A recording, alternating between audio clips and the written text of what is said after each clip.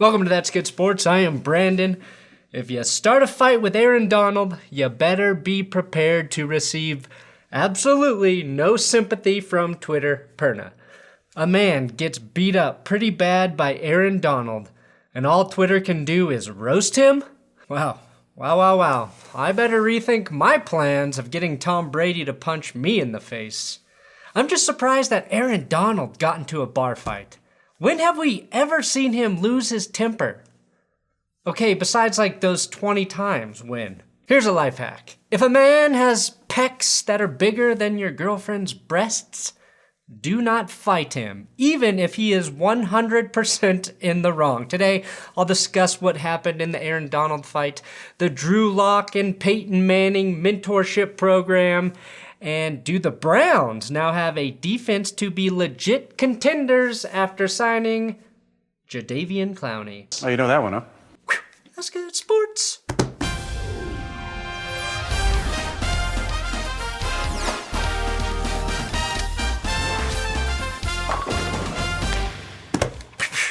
Please subscribe here if you would like NFL news updates brought to you by an idiot who doesn't know what a comb is. Today's episode is sponsored by Manscaped.com/goodsports. And I'm excited to announce Manscaped doesn't just shave balls, they help save balls. April is National Testicular Cancer Awareness Month, and Manscaped has partnered with the Testicular Cancer Society to spread awareness and to provide support for those fighting the most common form of cancer in men aged 15 to 35. In addition to the Perfect Package Kit, which provides the all-in-one grooming tools you need for total body grooming, Manscaped is giving you another reason to touch your balls. Visit manscaped.com/TCS to learn how to check yourself for the early signs of cancer. A great place to inspect your balls is the shower. And when done, give them a spray with the Crop Preserver. As always, you can click the link below, manscaped.com/goodsports for 20% off plus free shipping at manscaped.com. All right, let's begin with some tidbits of NFL news. The Arizona Cardinals have signed running back James Conner, who will join Chase Edmonds in the backfield after Kenyon Drake traded one desert for another and joined the Las Vegas Raiders. A reporter from The Athletic, though, asked James Conner why he chose Arizona, and he responded with, "I just wanted to go somewhere where they might run the ball more than 3 times per season." Now, I really mentioned Conner here because this photo of his massive back muscles went viral a couple years ago. And look how small James Conner looks next to Aaron Donald. Now, the Browns have inked Jadeveon Clowney to a 1-year, $10 million deal. Clowney is, of course, famous for concussing Pennsylvania quarterbacks in the postseason. And he joins Myles Garrett, who never tried to severely injure any quarterback from Pennsylvania. I think the Browns are a good draft away from being legit contenders, good enough to get to the Super Bowl. This offseason, they have added several key pieces to their defense, including John Johnson, Troy Hill, Takk McKinley, Malik Jackson, and now Jadeveon Clowney. That's a substantial amount of pass rushing help and secondary help that will also be bolstered by guys like Greedy Williams and Grant Delpit getting healthy. At this point, the only thing that might stop them is if John Johnson is allowed to get the Johnson & Johnson vaccine. Not because of the blood clot issues they're having with the vaccine, but because Johnson & Johnson will get flagged for too many men on the field every damn time. Or he'll be too distracted to play effectively after he grows a second and third penis. Johnson. Aaron Donald is facing assault charges after he allegedly attacked and assaulted a man in a Pittsburgh club called the Boom Boom Room on April 11th. DeVincent Spriggs is filing the charges against Donald, and as you can see, he suffered a concussion, a broken arm, broken eye socket, and other injuries to the face region that required 16 stitches. Now, very few details of the fight have been released, but according to Spriggs' attorney, Todd Hollis, It started after Spriggs accidentally bumped into Donald inside the nightclub and spilled his drink. Wait. The gentlemen here were drinking? Well, golly, color me shocked. I think almost every dude who has made the rounds at the bars or clubs throughout his 20s has been in this situation at least once. It's a story as old as time, really. Guy goes to a bar hoping to get laid. Guy literally talks to 0 women the entire time he's at the club and just gets really drunk instead.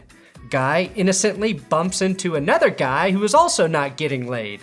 One guy takes unnecessary offense and a fight starts. Aaron Donald should hire me as his bodyguard for these very situations. No, not to defend him, but to de-escalate the situation.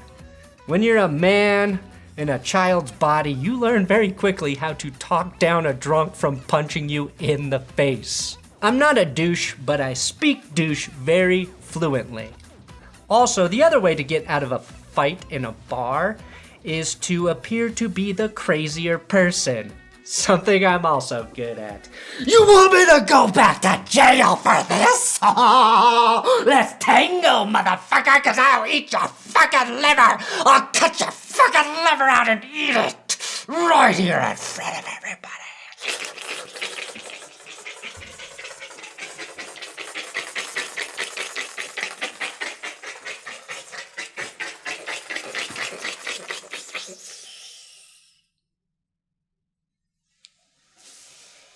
What'd you say about wanting to fight? Aaron Donald once put his helmet back on his head, walked back onto a football field after the game was over to seek out a fight.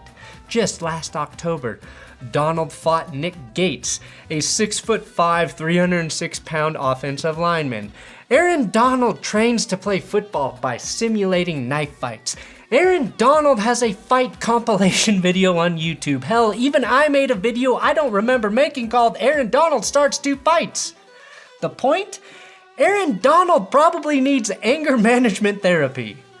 Aaron Donald is widely considered the best defensive player in the NFL, as his 3 defensive MVPs would confirm. And he makes his living by being stronger than some of the strongest athletes on earth. So getting into a fight with him is on the all-time bad decisions list, ranking somewhere between filling the Hindenburg with hydrogen and agreeing to massage Deshaun Watson.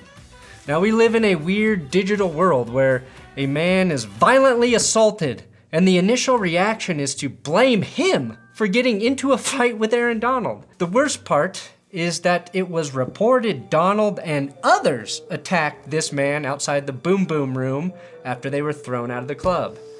As a dad, when I hear boom boom, all I can imagine is changing diapers now. The Boom Boom room is also where Aaron Donald will serve his 4 to 6 game suspension next NFL season. Aaron Donald needing his friends, though, to help him in a fight is like me needing help to work Tom Brady slander into an episode.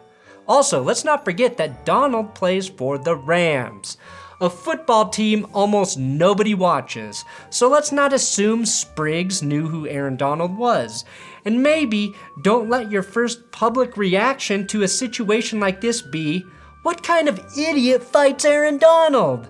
Let it be, this dude just hit the jackpot. When Donald settles this case, which I'm sure he will, Mr. Spriggs better make sure Donald doesn't try and pull an Usher and pay him with Donald bills.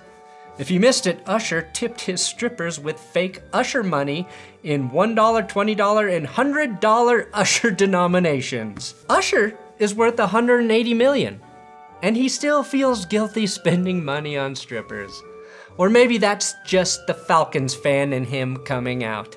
Doesn't matter how far he gets ahead, he knows a lead is never safe. And from one Aaron to another, Aaron Rodgers is finding his groove on Jeopardy. Here's a tip for everyone. If you end up going on Jeopardy, make sure you know everything there is to know about Aaron Rodgers and the Green Bay Packers before. In the 1960s, these Midwesterners earned 5 NFL championship trophies. Green Bay Packers? 3 clues here, guys. Midwest NFL championship. Not Super Bowl, championship. All of those point to the Packers. They swept over the NBA, winning the title every year from 1959 to 1966. Eric? We're the Boston Celtics. Oh, you know that one, huh? So good. How do you know who was good in the NBA back then but not in the NFL? They're both green, and I'm green with disgust because I'm about to fucking puke. Now, since I make a living critiquing football players, I have to do the same with Aaron Rodgers as Jeopardy host. It's no secret, like, he really wants to be the full-time host of Jeopardy. And I'll be honest, during his first week, I thought it was a bit awkward. Like he was trying to force a persona that really wasn't his, but let's treat week 1 like the preseason, and week 2, Rodgers is in regular season form. I think he's getting better every episode, and he shines most brightly in Final Jeopardy, which is probably what we would see if the Packers could ever make it back to the final game of the NFL season. Oh, you know that one, huh? Now, like Socrates and Plato, we are seeing one of the greatest mentorships of our generation. Except this time, there's no togas, no math, or philosophy, or any of that shit. And no sodomy, I think. This is Drew Lock learning from the best of all time, Peyton Manning. Peyton decided there's so many X's and O's in that massive head of his that he needs to start dishing them out to quarterbacks who can still use them. And Lock definitely qualifies. The fact that these two were working together wasn't broken by Manning or Lock, but by offensive lineman Dalton Reisner in a podcast interview. Not my podcast, and therefore I will not name said podcast. I can see why, though, you wouldn't want to leak that info. If Locke plays poorly again, he's the guy that couldn't figure it out, even after Peyton Manning gave him the PEDs to make his brain grow. And on Manning's end, he's the guy who failed as a teacher. But I know Peyton is imparting crucial wisdom, like picking Midwestern cities to use in a snap count, dealing with a red forehead, and distancing yourself from Papa John after he admits he needs help to stop saying the N-word. The only word Peyton Manning needs help to stop saying is Ramirez, who was Manning's center in Super Bowl 48. And thank you to Broncos Latino for this Manning-Lock face meld. I won't be sleeping tonight due to an erection that I won't be able to put down.